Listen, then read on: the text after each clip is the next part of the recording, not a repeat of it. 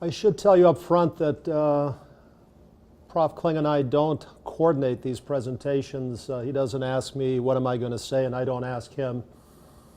Jim prepares his material, I prepare mine, and last night about 9 or 10 o'clock I put the two presentations together. And I have not heard the term inflation in the national news in months. But as I looked at Jim's material, a couple of thoughts came to mind. One was how closely it meshes with mine, which says at least we're on the same page, rightly or wrongly. And number two, the term inflation did occur to me as I looked at what Jim is saying and what I'm saying. There's an awful lot of cost pressure coming in many areas. Wages are being pushed up. A whole bunch of other things you're going to see here would tend to say that the economy is strong, and when the economy gets strong, usually inflation does tend to follow. So I don't think it's a big danger signal, but we haven't had any appreciable inflation here in the U.S. in years, just because we've had a pretty weak economic situation. That looks like it's going to change. When we were together here, those of you who were here 1 year ago, this slide is from my presentation in January of 2017. So what I said was that warehousing costs would go up about 5% during the year. And you can see the number here, freight cost, more than 5%. And I question maybe as high as 7%, and a bunch of reasons. I had a number of people that said, gee, isn't that kind of aggressive that the economy is only like 1.5%, 2%? That, gee, why would freight costs be going up 5, 6, 7%? I wasn't aggressive enough, as it turns out. And this is also from last year. Major truckload carriers were struggling with weak volume. Things weren't declining, but they were pretty weak, just not a lot of growth. And declining profit margin because they were fighting over the same freight, that there just wasn't a lot of acceleration. Same comment you heard from Jim. And then the less than truckload carriers, YRC, XPO, FedEx, UPS come to mind. They got higher prices implemented and saw the first improvement in their pricing structure and profit in 5 years. And my comment was that that's going to continue in 2017. And Dave Blanchard, editor of Material Handling and Logistics, friend of mine in Cleveland, I usually have lunch with Dave when I pass through Cleveland. I picked up this quote from Dave a year ago. The window is closing on cheap, plentiful domestic freight. The window is closing. That we're going to see pricing going up and capacity being much tighter. So those were the background slides from last year. This is what's happened since then. And if you look at, this is the monthly change in truck tonnage. So essentially what you're beginning to see is that we were here in January and relatively weak, just as we forecasted that no real big acceleration. Then look what happened starting in May. It's just been accelerating month after month. The volume has been increasing. And this is tonnage that's actually being hauled here in the United States by for-hire trucks. So, and this thing cuts off at October. The November, December numbers haven't been added to this yet, but we had a very, very strong retail quarter. These numbers would look very similar for October, November, and it looks like the good news is continuing right into 2020. So tonnage is up pretty significantly. This says pricing will go up also. Some of you deal with trucks daily, some of you don't. This is the snapshot on pricing. So the way to read this is that a typical dry van, that would be a routine trailer you'd see out on the highway. The cost per mile that was being charged was $1.81 a year ago, $1.50 a year ago. So heading into 2017, it was $1.50 a mile. We finished last year at $1.81, up 21% from year to year. And flatbed and reefer, more niche markets, but very similar kinds of numbers. Remember, I was saying, gee, it might be up as high as 7%. Well, 7% got left in the dust a long time ago. Pricing is up pretty significantly. And you see the comment here that the dry van and reefer rates were the highest in any month since this metric began being tracked in 2010. We have not seen that kind of monthly uptick ever since and that doesn't say ever because this only goes back to 2010, but that's still a pretty significant period of time. So truck volume finally back to pre-recession levels. It's taken this long from the big drop-off in volume to get to where we are today. That's why the trucking industry has struggled to some degree. Carriers still need more profit. Profit has been relatively marginal to replace equipment, technology, and so on. They have to take the rates up. And you saw the number that from year to year is about 20%. For the whole year is about a 12% increase versus my projection that it'll be higher than 5. So I win that one because 12 is higher than 5. So the big run up in the fourth quarter, and that's when we really saw the acceleration, was because of the very strong retail sales, very strong acceleration in rates. That has continued right through into the first quarter. Normally there's a drop off, and I'm sure there will be a drop off because we don't have nearly the kind of business in the first quarter, but rates are not getting backed off at all. Less than truckload revenue. I mentioned that they were successful in getting pricing up and better profitability. Revenue for the big carriers and less than truckload up 22% last year. 22% increase in revenue. I'm sure there'd be a lot of businesses here in the room who would like to report a 22% increase in annual revenue. And bear in mind that the less than truckload market does not behave like truckload. There are thousands of truckload companies. It's a commodity. You can shop every day and find different pricing. Less than truckload, 25 carriers control 90% of the market. 6 carriers control 60% of the market. So they've got a lot of pricing flexibility because there just is not a lot of competition. Very hard to set up a whole network that goes nationwide. So there's a big barrier to entry for new companies. UPS and Fedex. I know we've got Dan Arth from UPS here and tells me their business is very strong. I follow Fedex. Their shares have gone in 1 year from if I remember right, $180 a share. It's now $270, something like that in 1 year. And UPS is showing similar kind of big benefit coming from the business to consumer. The e-commerce is really driving this thing. It is more expensive for UPS and FedEx to deliver to your homes than to deliver to a university campus or to an auto dealer.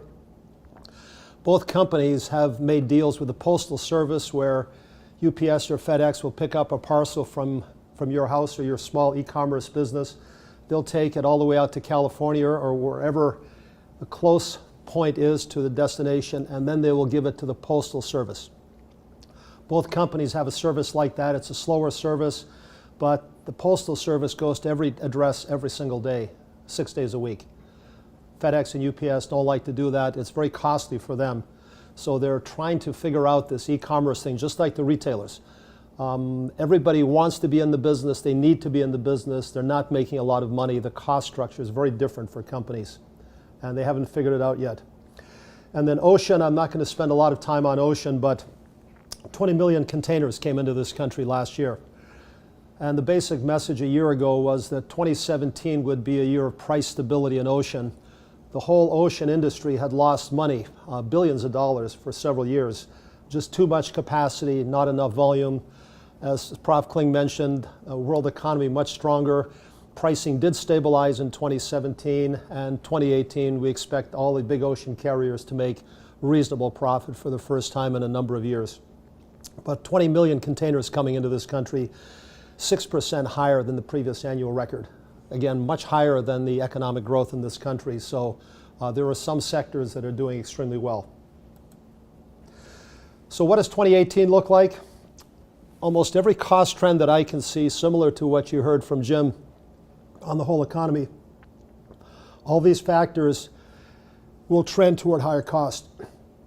Diesel fuel is up 15% in the last 12 months. I don't know if you notice it at the gas pump. I gassed up this morning and price seems okay, but it's up significantly from a year ago. That goes up a penny at a time, and so it's kind of like the lobster in the cold water. They turn the water on, he doesn't notice the water's getting hot. Same way here. Most of us don't notice that the price has crept up, but it's up 15% in the past year. The driver shortage is going to worsen. We've had a major driver shortage for years. The turnover for big truckload carriers like J.B. Hunt and Schneider, it's over 100% a year. How many other companies or businesses do you think could operate if you have 100% turnover? And there are a bunch of reasons for it, and the carriers, I think, are their own worst enemies in many ways, but the federal trend is toward fewer driving hours for safety. The last bullet point on that section, ELDs, electronic logs, that all long-haul truckers, they have to keep a written log. When did I start driving? When did I take a break? When did I stop driving for the day? To comply with federal regulations. It's been known fact that those logs are highly inaccurate. Many drivers keep two sets of logs. One is the real log I keep for my own benefit. The other is the one I keep for the federal inspector. So I might drive 12 hours a day, but if the inspector comes, it looks like I drove 8 hours a day. So it's been mandated, and all of these over-the-road carriers now have electronic logs starting mid-December, 30 days ago. No more cheating. So that's going to take out about 2% of the trucking capacity because you cannot drive as much as you did under the paper logs. You're going to see that carriers have absorbed much higher insurance liability, and these greener engines, they're good for the environment. They're not necessarily more efficient. That I heard one CEO in Canada say it's kind of ironic that we keep burning more and more fuel to generate less and less exhaust, and that's absolutely true. So anyway, there are a number of factors in there that are causing carrier costs to go up. So my observation is that freight rates are firming up very quickly. The capacity is now at the tightest it's been in at least 4 years. Smart shippers are negotiating with carriers, locking up capacity.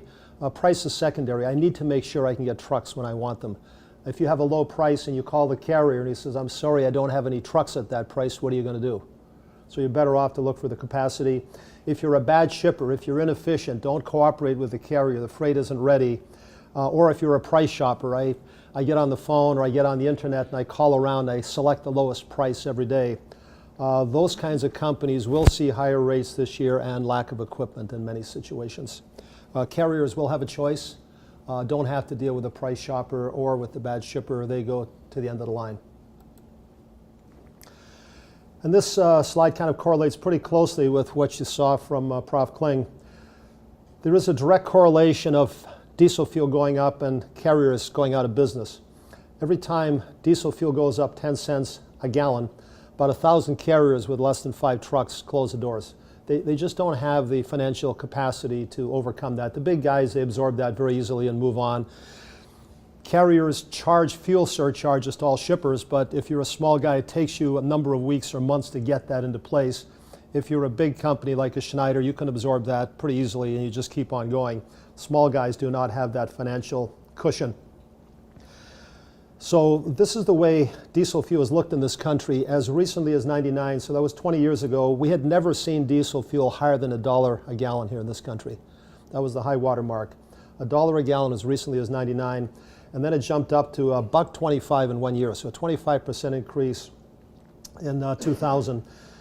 In '08, $3.50 a gallon, which is the high water mark that we've ever seen in this country for diesel. The current average, and I just looked at it, just hit $3 a gallon this week. First time in a number of years, so we're now at $3 a gallon. A year ago when we were in this room, it was $2.57 a gallon. So you can do the math on what kind of an uptick that is. That's about a 15% increase, and nobody was ready to predict that a year ago. It's ramped up much faster than anyone expected. And even though I didn't look at Jim's slides, I put in this comment that the U.S. Strategic Oil Reserve is shrinking. The government is releasing some oil from its inventory because we've had so much inventory. So they're letting it go into the marketplace, and OPEC is holding the line on production. That OPEC for years sets limits for all of its member firms or member countries, saying you produce X, you produce Y, and if we can keep the production down, pricing will go up. What happens is many of those Arabic countries, they need the revenue from oil, so they cheat. I've got an X target, I produce X plus 10 and I sell it anyway. So there's been a lot of cheating, but OPEC has been pretty successful at putting the lid on this thing, saying that if we can all adhere to these production controls, we're all going to make more money long haul, and you're beginning to see that worldwide oil price. I mentioned insurance being a problem. Driver wages were up about 8% last year. A pretty good uptick, but Driver wages have been held down for a number of years. Essentially, if you factor in inflation, normal advancement of prices, driver wages are lower today than they were 20 years ago. They just don't have the buying power. There's been overcapacity, just not a lot of attention. But insurance premiums are up almost 30% for carriers. 30% increase in insurance. And it's because of juries being very quick to blame truckers.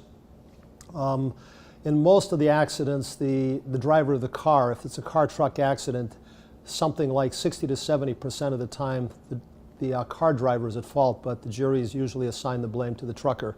Professional driver should have known better. Landstar, based in Jacksonville, Florida, they're a broker and a carrier, flatbed carrier. They paid $40 million judgment for one accident, $40 million judgment.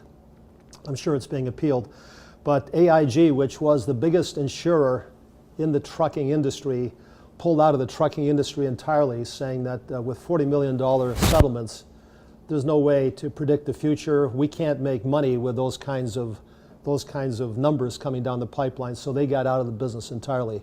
So when you lose a big player like that, what do the other guys do who are left? They take up the prices. So the insurance costs are going up very rapidly for the trucking industry, and then that whole thing on a settlement. If you're a one-man person, talked to Brian here before the session, we talked about driving a truck. What if you're a one-man trucking company and you get a $40 million settlement against you? That pretty well wipes you out, not just from business, but probably for the rest of your life, I would think. So this is the reality. The pricing power has flipped. That the pricing power was with shippers for a fairly long number of years, but companies were very used to that way of doing business, so they've been caught unawares of how quickly this thing has flipped on them. The carriers have the best pricing leverage since 2014, and rates have jumped up very quickly. We're going to see more of the same this year. My admonition to all shippers is collaborate with the carriers, work with them, share information. This is a comment from Home Depot, $85 billion company, one of the biggest shippers in this country.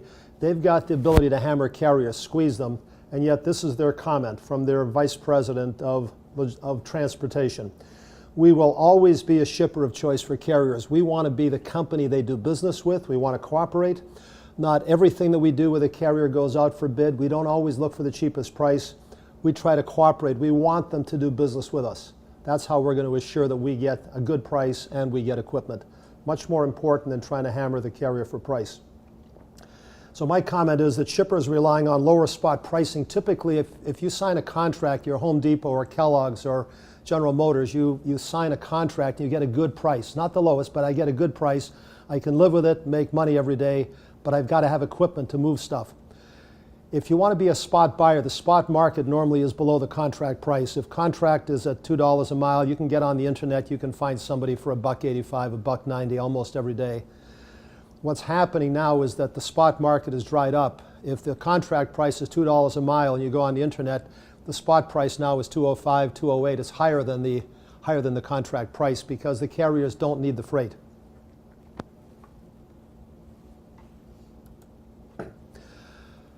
And I'll shift gears and just talk about some of the supply chain related things that are happening or have happened. Target Corporation, they're in a dogfight with Amazon and with Walmart. Closed up Canada entirely, just were never able to make profit in Canada, went in very much unprepared.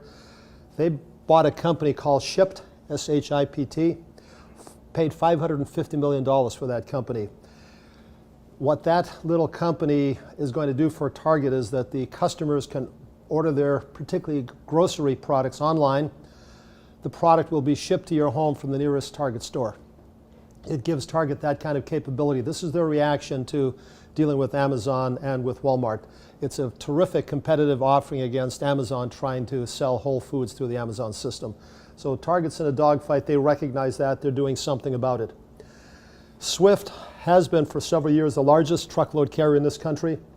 They merged with a family-owned company out of Phoenix called Knight Transportation. It's now a $6 billion enterprise, far and away the biggest trucking company in this country, called Swift Knight. But the interesting thing is that even though Swift was the bigger one, they're turning the entire management of that company over to the Knight family. I think they've came to the conclusion that the Knight family is much better at managing a trucking enterprise than Swift was, so they merged the whole thing into one big behemoth, and the Knight family will run that whole deal. UPS has added Saturday pickup and delivery. Essentially, they've expanded capacity without any buildings or equipment. It just added its labor cost, obviously, but that's already built into their delivery costs. So UPS is now 6 days a week all around the country, and you see the Postal Service same way. They're in my neighborhood making deliveries Saturday and Sunday for Amazon under special contract. So we're seeing that need for additional delivery capacity expanding. The delivery companies are responding by going to weekend deliveries. I went to a national conference, the Council of Supply Chain, Prof. Kling mentioned. He and I and several other people in the room are long-term members. But I went to the annual conference, and somebody there asked me, Jack, what do you think about Uber? Because maybe May of this year, last year, Uber announced that they're going into the trucking business. Most of you here, anybody here not have used Uber for a taxi ride? Well, we've got maybe one person. So yeah, I count myself among the people that has dealt with Uber, and it's a terrific service. So Uber has really plowed the ground with taxi service. They've got a terrific system behind it. It works. It's effective. It's reliable. They announced that they're going into the freight market in May, and we're going to do the same thing on trucks that we've done on taxis. So somebody that I know dealing with a national magazine said, Jack, what do you think about Uber going to the freight market? I said, I don't know what they're going to add. C.H. Robinson is far and away the biggest truck broker in the country. Jerry Catalano, who's here, Jerry is an ex-C.H. Robinson guy. And they're like the McDonald's of the industry. So my comment was, I don't know what Uber can add because of the power that companies like C.H. Robinson have. Then I went into a presentation from, I think it was the Vice President of Business Development for Uber, and I watched a couple of slides, and he talked about their game plan. When I left that room, I said, if I was a family-owned freight broker, I would sell out right now. They're going to get rolled over. Uber has such capacity, the driver deals directly with the shipper. And once you make delivery, I confirm I've delivered your truckload in San Diego. Within 5 days, that money's in my bank account. I don't have to wait for somebody. I don't have to fight with a broker in the middle. I'm dealing right with a shipper. I think Uber is going to be a major player in the freight brokerage business. To me, there's no question about that. Prof. Kling mentioned electric vehicles. Loblaws, the biggest grocery company in Canada, has pre-ordered 25 Tesla all-electric trucks. Tesla is going out and marketing electric trucks. I haven't seen them yet, but their companies are signing on. Walmart has signed on. A bunch of the big players are saying we want these electric trucks. Maybe not to go from Buffalo to Albuquerque, but from Buffalo to Cleveland would work extremely well. Very efficient, clean, and so on. Tesla has had some technological issues, but the point is that there's a lot of support for electric trucks. And then I mentioned the Food Safety Modernization Act passed by Congress, trying to ensure that the food that we get is handled properly, cleanly, the right temperatures, things like that. That refrigerated food companies like Rich Products, where I worked for a number of years, take great pains to make sure food is kept at the right temperature if it's frozen or refrigerated. When it's in their possession, track temperatures in warehouses. Then I give it to a trucker, and you're never quite sure what's going to happen. I'll give you just one story. Here in Buffalo, I went to Thermo King Buffalo, which repairs and sells the refrigeration units for trucks. So I was there with the owner on a Friday. It was like 4 o'clock, and he said to me, gee, I've got to hold a couple of guys over. A trucker called, and he's on his way. His refrigeration unit is broken, has asked me to hold over a mechanic to fix his refrigeration unit. So the trucker was just pulling in when I left about 5 o'clock Friday night. And I was back there the following week, so I asked the owner, I said, yeah, how'd you make out with that trucker that came? And he goes, oh, yeah. Geez, he said, that guy got here, and he was hauling a load of pork that was going into one of the big retailers here. I don't remember whether it was Wegmans or Tops, but one of the two. So a whole load of refrigerated pork. And he said this guy's refrigeration unit had broken on the trailer, maybe in Cleveland. So he'd run several hours without any refrigeration. He said, we repaired that refrigeration unit. The guy was supposed to deliver that order first thing Monday morning. Well, he called and delayed the delivery to Tuesday afternoon. And then he cranked that refrigeration unit as cold as possible, sat in a lot there and cooled all that pork down to the right temperature. When it got to the retailer and they checked the temperature, gee, it was pretty good. I told my wife, don't buy any pork here locally for about the next 30 days. So Congress has stepped in to try to plug loopholes like that. And because we've had freight brokers that sit between companies that provide transportation and those who want to buy it, the brokers typically have said, well, I'm just a middleman. I've got nothing to do with it. Congress has said, if you're lining up food products, you are a shipper. You better find out who's handling that product, how good that trailer is, are the temperatures good, and so on. You're not off the hook as a middleman. We're giving you the responsibility. Big, big change. E-commerce, growing like crazy. 15% increase in 2017. We're now up to about $450 billion in e-commerce sales. Amazon is getting as much as 44% of the total e-commerce sales in this country, which is about 4% of total U.S. retail. So they are a dynamite factor, no ifs, ands, or buts. Everybody's trying to figure out how to compete against them. Total e-commerce sales are now about 9% of U.S. total sales, projected to double by 2022. The world leader is China. Alibaba, talked a little bit with Chris Scalise about Alibaba and how they're making entrees into Canada. They are the leader. They're bigger than Amazon, a very, very powerful company. They are the leader in China. China is the world leader in e-commerce sales. 15% of the retail sales compared to our 9% go through e-commerce in China. UK is ahead of us at 14%. So even though we're very strong here, we're quite a ways below the leading companies. We've got a few Canadians here. The Canadian government is quite concerned because the Canadian participation is about half of the US number, runs around 5%. And the Canadian government is mystified because they have smart people, educated people, good internet access, people order airline tickets and so on. Why don't they buy more e-commerce? And in fact, we had a little session here at Niagara University about 2 years ago, guided by a Canadian professor, trying to get at this information for the Canadian government. The basic issue is that postal cost in Canada is roughly triple what it is in the United States. That's the big issue. It's not that people don't want to buy online, they can't afford it. And with postal costs being triple the cost here, there are very few companies, if any, who offer free shipping in Canada. Walmart did offer free shipping for a while, but I think it burned a big hole in their bottom line, so that went the way of the dodo bird.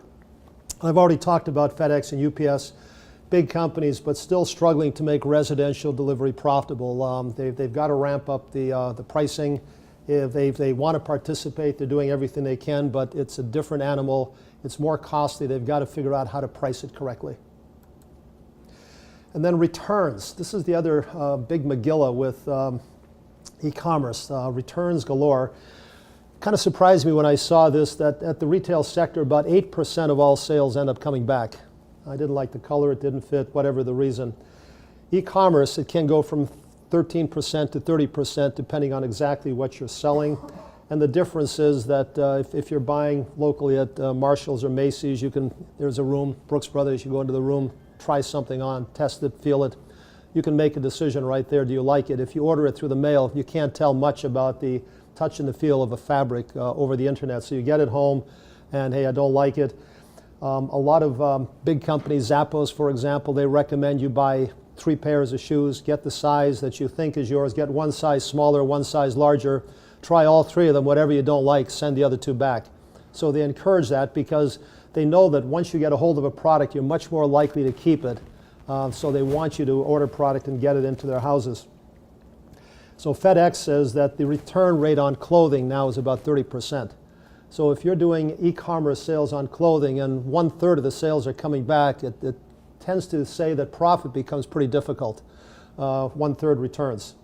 And then the issue is that clothing trends change, particularly women's clothes change very quickly. My wife always says it's much easier for men to wear the same clothes you wore 10 years ago, and it doesn't make a difference. No woman would be caught dead with the dress she bought 10 years ago. But anyway, when these fashions come back, it reduces the time frame for selling. So companies like Marshall's is doing extremely well, by the way, and I think it's because of this that the traditional retailer doesn't have enough time to sell that stuff, so it goes to the secondary market. And UPS is actually dubbed January 3rd National Returns Day. 1.4 million packages handled going back to the retailer on January 3rd. They normally handle about 1 million a day outbound, so 1.4 million going back in one day because of returns. So that's something that still has to be worked on. Returns tend to be very costly for the freight and for the handling. So how do you factor that into the deal and still make money? This is the manufacturing production index that not a whole lot different than what Jim showed. And you can see the big drop off there during the recession and then relatively good uptick. And since then, it's been very smooth, growing, but at a very anemic rate, I guess is the best way to put it. So we're not shrinking, but we certainly haven't had dynamite growth. You see a little bit of a tail there at the end. And this is the way the manufacturing in this country shapes up. Every month last year was better than the same month in 2016. So there is improvement, but it's about 1% a year. That's all we've seen, about 1% a year since 2012 in manufacturing. That's output, that's not manning. So that's just total output measured on dollars. Factory utilization, companies would like to be above 80% factory utilization. It makes the factories very cost effective. The 40-year average in this country has been about 78%. We're about 76 right now, so we haven't even hit the 40-year average. That we've still got some unused capacity that can be absorbed without additional investment. Manufacturing jobs up over 1 million since reaching the low point of 11.5 million in early 2010. So we've added 1 million jobs back after the recession. And of course, robotics are coming into this deal too. Unemployment rate, I think you all hear this in the news, down to 4.1%. It's the lowest in 17 years. It's becoming very hard to find pipe fitters, welders, machinists, people like that, highly trained, or people that can use computers.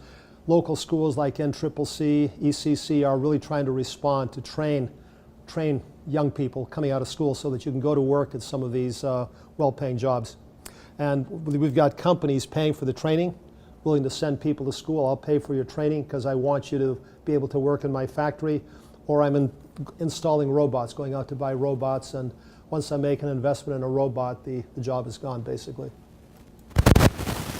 So this is what the manufacturing hiring looks like. So you can see that big drop-off during the recession, 2008. Huge drop-off as we cut people down to 11.5 million headcount. And you can see it.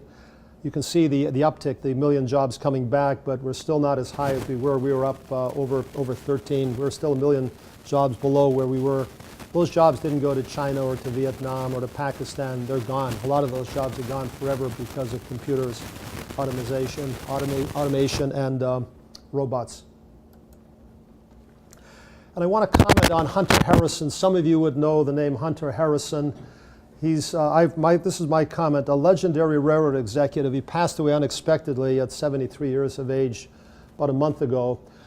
He worked for the Illinois Central, the Canadian National, and the Canadian Pacific, and turned all three of those railroads around. He was the CEO at CN and CP both. He's actually a Tennessee guy, an old boy from Tennessee, but legendary guy. And then CSX brought him on board through a big stock fight. CSX committed, the shareholders committed, there was a big vote, to pay $84 million. He lost a whole bunch of stock options and retirement benefits from the Canadian Pacific when he moved from Calgary to CSX in Jacksonville.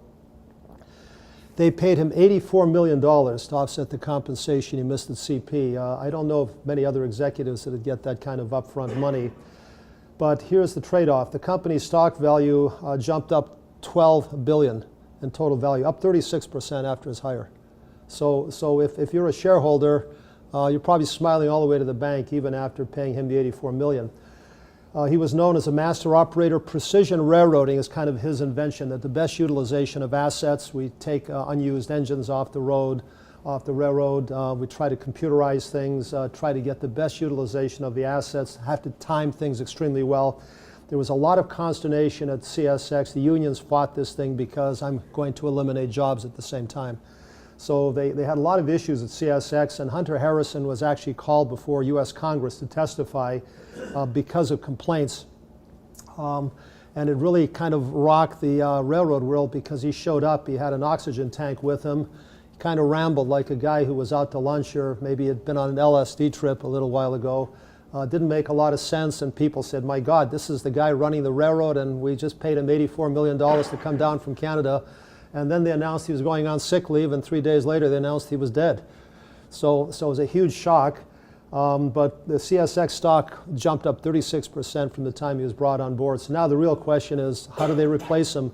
They've announced the replacement, but very hard to replace a legend like that. That I'm sure there'll be a lot of books written about Hunter Harrison. He was a real character, a very colorful man, but sort of a terrific topic. I'm sure we'll see a movie on Hunter Harrison at some point. And then I'll close off here with NAFTA. I think you've all seen this comment. The U.S. presidential candidate: I have never been in favor of NAFTA, and if elected, I will work to repeal it as quickly as possible. Sound familiar? Barack Obama, 2009. How much did you hear about NAFTA after Mr. Obama got into the White House? The answer is none, nothing, zip. It was all electioneering information. So you need to take things with a grain of salt on NAFTA, but we've got some big issues with NAFTA right now. I'm a big fan of NAFTA. I think it's worked extremely well, benefits for all the countries involved. I know there's some that's not all peaches and cream and gravy on it. There are some issues, but basically I think it's a very good situation. But this is the way the thing looks. Negotiations between the three countries are not going smoothly. They thought it would be kind of a rubber stamp. We'll upgrade a few areas, close a few loopholes. It's not getting completed at all within the time frame. Very, very slow progress. A lot of antagonism. It's kind of the Mexicans and the Canadians against the people that have been sent there by President Trump to push his agenda. Canada and Mexico, from people I talked to there, they're very concerned with the lack of progress on NAFTA. Have no idea where it's headed. A lot of Canadian industries are already planning for major disruption. The auto industry is extremely concerned about this whole situation, that they run a very integrated system. Pistons made in the U.S., sent to Canada, put into an engine. The engine comes back to the U.S., put into a car. The Ford plant in Oakville that all of you see driving into Toronto, it's run in conjunction with the stamping plant in Hamburg. It's run as one plant. They coordinate their schedules and so on because they can time deliveries, and you get basically no duty on the product moving over the border. Well, if NAFTA puts in duties on that, what happens to that kind of integration? It basically goes out the window. That's the big issue. The U.S. Chamber of Commerce is lobbying President Trump and his team, saying that we've got all these companies that rely on NAFTA both ways. It creates jobs galore down here. We really need NAFTA. You can't just throw it out the window. Right now, my comment is it's very hard to predict the end result. The Canadians and the Mexicans would like to build on NAFTA. A lot of American companies would like to build on NAFTA, but they're not in the negotiations. So it's very hard to say where we'll end up. My hope is that a lot of the push on the U.S. side is positioning, and that hopefully cooler heads will prevail and make some modifications to NAFTA, but to keep it into place, there's too much good in NAFTA to throw the whole thing out. But we'll all see what happens as time goes on. So a few final thoughts for everybody as you get ready to move on to your regular businesses. There's a comment from Warren Buffett. A couple of rules in life. Number one, never lose money, and rule number two is never forget rule number one. So that's probably why he's known as the Sage of Omaha. I always feel smarter when I get on the ground in Omaha because I'm closer to Warren Buffett. And then here's Margaret Thatcher. We have a number of women here, and I guess this is the anti-Harvey Weinstein comment. If you want someone to make a speech, ask a man. If you want to get something done, ask a woman. So my wife certainly applauds that comment. So thank you all.